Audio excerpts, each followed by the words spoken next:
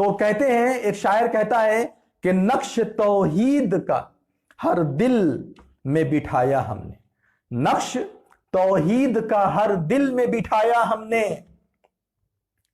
ये उलमा इकराम की तरफ इशारा है, मदरसे के फारिगीन की तरफ इशारा है।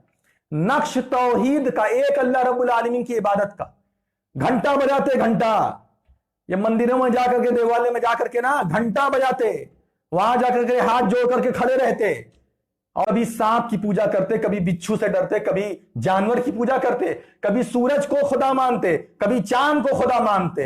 ये मदरसे से पढ़े हुए उलमा इकराम का एहसान है हमारे और आपके ऊपर कि इन लोगों ने हमें तौहीद सिखा दी। इन लोगों ने आपको और हमें अल्लाह तबारक व तआला से जोड़ दिया और बताया कि देखो ला इलाहा इल्लल्लाह का माना क्या होता है, अल्लाह के सिवा कोई इबादत के लायक नहीं, इसका माना क्या होता है पहले ये जान लो। ला इलाहा इल्लल्लाह को सिखाया और ये बताया कि अल्लाह के सिवा कोई इबादत के लायक नहीं है, किसी की इबादत नहीं होगी, कोई कंकर, कोई शजर, कोई हजर, कोई पत्थर, किसी की इबादत नहीं होगी। और ये उलमा इकराम ने बताया, जब लोगों के जहन में शक शुबा आया कि मुसलमान भी तो मक्का में जाकर के खाने काबा की इबादत करते हैं, जहां गोल गोल घूमते हैं उसकी इबादत करते हैं, तो यही उलमा इकराम ने समझाया, नहीं भाई तुम गलतफहमी में हो, ऐ मेरे भोले भाले मुसलमान, ऐ मेरे जाहिल मुसलमान, तुम अभी ख्यालों में डूबे हुए हो, तुम्हारा साथ अच्छा नहीं है, इस वजह से तुम ऐसी बातें कह रहे हो। हमारे कुरान में लिखा हुआ है कि फलियाबुदू रब्ब हाज़ल बैत, इस घर के रब की इबादत करो। हम इस घर की इबादत नहीं करते हैं, खाने काबा की इबादत नहीं करते हैं, हम किसकी इबादत करते हैं? इस घर के रब की इबादत करते हैं। यही वजह है कि बिलाल हबशी रज़ियल्लाहु ताला अन्हु जब फतेह मक्का हुआ उसके बाद खाने काबा पर चढ़ करके अजान दी है। कौन दुनिया के अंदर ऐसा है जो अपने बुत के ऊपर, अपनी मूर्ति के ऊपर चढ़ करके अजान देगा? कोई है ऐसा? या उसके ऊपर चढ़ना गवारा करेगा? अजान देना छोड़ दो, वो तो मुसलमान करते हैं। कोई और भी काम अपने बुत के ऊपर चढ़ करके करोगे? नहीं कर सकते, उसको खुदा मानते, लेकिन हम इसको खुदा नहीं मानते। नक्श तौहीद का हर दिल में बिठाया हमने। जब जब हमने देखा कि मुसलमान यहां भटक रहे हैं, जब जब हमने देखा कि मुसलमान का रास्ता गड़बड़ा रहा है, जब जब हमने देखा मुसलमान शिर्क के रास्ते की तरफ जा रहे हैं, मुसलमान सुन्नत का रास्ता छोड़ करके बिदअत के रास्ते की तरफ जा रहे हैं, मुसलमान नेकियों का रास्ता छोड़ करके गुमराही के रास्ते पर जा रहे हैं, गुनाह के रास्ते की तरफ जा रहे हैं, ये उलमा इकराम और मदारिस के फारिगीन ही थे जिन लोगों ने कदम कदम पर इस उम्मत की रहनुमाई की, जिन उलमा इकराम ने कदम कदम पर इस उम्मत को बताया कि देखो ये रास्ता गलत है, इस रास्ते की तरफ मत जाओ, ये रास्ता तुम्हारा रास्ता नहीं है, ये रास्ता गैरों का रास्ता है, तुम्हारा रास्ता ये। नक्श तौहीद का हर दिल में बिठाया हमने, जेर खंजर भी पैगाम सुनाया हमने, जेर खंजर भी पैगाम सुनाया, यानी दीन का जो पैगाम था उस पैगाम को हमने खंजर के नीचे भी सुनाया है। गर्दन हमारी तलवार के नीचे लटकी हुई है, अब बोल दे, अब बोल दे मोहम्मद को नहीं मानता, अब बोल दे ला इलाहा इल्लल्लाह नहीं मानता, अब अंग्रेजों से बगावत का रास्ता छोड़ दे, माफी मांग ले और तू वो काम कर जो हम कह रहे हैं, अभी तेरी जान बख्श दी जाएगी। उस तलवार के साए तले में भी इन मदरसों के फारिगीन ने वहां पर भी बताया कि नहीं, हम तुम्हारी बातों पर अमल नहीं कर सकते। वहां पर भी ला इलाहा इल्लल्लाह का पैगाम सुनाया, मरते मरते भी ला इलाहा इल्लल्लाह का पैगाम सुनाया। तो हम वो हैं कि नक्श तौहीद का हर दिल में बिठाया हमने, जेर खंजर भी ये पैगाम सुनाया हमने। हम लोग आज रास्ता बदल रहे हैं, आज मुसलमान रास्ता बदल रहे हैं। मुसलमानों को मदरसे अच्छे नहीं लगते हैं, मुसलमानों को मदरसे की तालीम अच्छी नहीं लगती है। मदरसों ने उतनी ज्यादा काबिलियत और सलाहियत हासिल कर ली है कि आपके बच्चों को मदरसों के अंदर बैठ करके अंग्रेजी भी पढ़ा सकते हैं, साइंस भी पढ़ा सकते हैं, ज्योग्राफिया भी पढ़ा सकते हैं, सब पढ़ा सकते हैं। आप ये मत सोचिए कि सिर्फ मदरसों के अंदर कुरान हदीस पढ़ाया जा रहा है, उन्हें किसी लायक का नहीं छोड़ा जा रहा है। अल्लाह रब्बुल आलमीन के फजलो करम से हमारा दीन हमें यह ताकत देता है, ये रास्ता दिखाता है कि हालात को देखते हुए शरीयत के दायरे में रह करके जो भी वक्त के रिसोर्सेज हैं उसका इस्तेमाल करो। हम अल्हम्दुलिल्लाह उसका इस्तेमाल करते हैं। हमारे सारे मसाजिद में, मदरसों के अंदर, हमारे सारे मदारिस के अंदर अल्लाह रब्बुल आलमीन के फजलो करम से कंप्यूटर की आला तालीम दी जा रही है। इंग्लिश की आला तालीम दी जा रही है। यहां तक कि हमारे मदरसों की डिग्रियों को बड़े बड़े यूनिवर्सिटी ने काबिल तस्लीम कर लिया है। हमारे बड़े बड़े जो मदारिस हैं, उन मदारिस की डिग्रियों को बड़े बड़े यूनिवर्सिटी, जो सेंट्रल यूनिवर्सिटीज है, उन लोगों ने इन डिग्रियों को मान लिया है और अपने खास खास कोर्स में दाखिला देना मंजूर कर लिया है। हमारे मदारिस की वो सलाहियत है और हमारे मदारिस ने ऐसा ऐसा मौका फराहम किया है लोगों के लिए और ऐसी चीजें पेश की हैं दुनिया वालों के सामने। इसी तरीके से मदरसे के पढ़े हुए जो लोग होते हैं वो अंबिया इकराम के वारिस होते हैं। ये बात भी आप याद रखिए, अंबिया इकराम के वारिस होते हैं।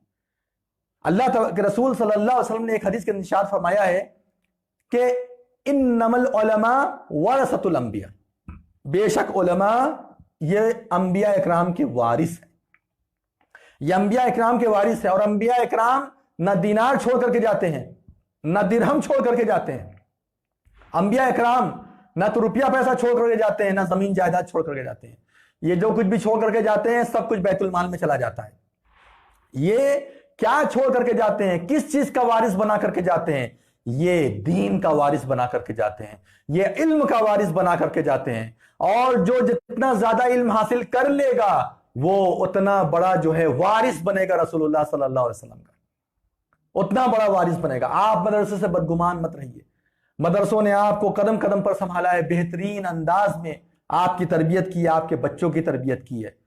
ये बच्चे जब अलिफ बा पढ़ने की सलाहियत नहीं रखते हैं, जब किसी स्कूल के अंदर नहीं पढ़ पाते हैं, ये बच्चे हमारे मदरसों के अंदर आते हैं, आकर के पढ़ते हैं, अलिफ बा सीखते हैं। उसके बाद मरहला आगे बढ़ता है, कुरान तक पहुंचते हैं, उनको कुरान सिखाया जाता है, कुरान का माना मफहूम बताया जाता है, दुआएं याद कराई जाती हैं। ये आपके घर में जाकर के आपको दुआएं याद कराते हैं, कभी दूध पीने की दुआएं याद कराते हैं, कभी सोने की दुआएं याद कराते हैं, कभी सोकर उठने की दुआएं याद कराते हैं। आपका दिल खुश हो जाता है कि माशाअल्लाह मेरे बच्चे को इतनी चीजें याद हो गई। ये किसकी बरकत है, किसने ये सिखाया? वल्लाह मैं बता रहा हूं, अगर ये मकतब ना हो, अगर ये मदरसे ना हो, ये जामियात ना हो, ये मसाजिद ना हो, वल्लाह मैं बता रहा हूं आपको संभालने वाला कोई नहीं रहेगा सिवाय अल्लाह के। अल्लाह रब्बुल आलमीन हमें संभालता है और अल्लाह रब्बुल आलमीन हमें संभालने के लिए, हमारी कौम को संभालने के लिए इन लोगों को हमारा वारिस बना करके भेजा है। ये इमाम बुखारी थे, ये इमाम मुस्लिम रहमहुल्लाह थे, इमाम अबू दाऊद, ये कौन थे, कहां से ये लोग निकले थे? जिन लोगों ने अपना सब कुछ कुर्बान कर दिया और आपके सामने हदीस का बड़ा बड़ा जखीरा ला करके रख दिया, लो इल्म हासिल कर लेना, हम जा रहे हैं तुम्हारे सामने इल्म छोड़ करके, कल तुम इससे इल्म हासिल कर लेना। आज हम बुखारी शरीफ पढ़ रहे हैं, मुस्लिम शरीफ पढ़ रहे हैं, अल्लाह के रसूल सल्लल्लाहु अलैहि वसल्लम के अक़वाल और अफ़आल का जखीरा हमारे सामने आ रहा है। कहां से ये जखीरा आ रहा है? ये उन्हीं लोगों के मदरसे के निकले हुए फारिगीन की बरकत है कि आज उनके इल्म से हम तमाम लोग इस्तिफादा कर रहे हैं।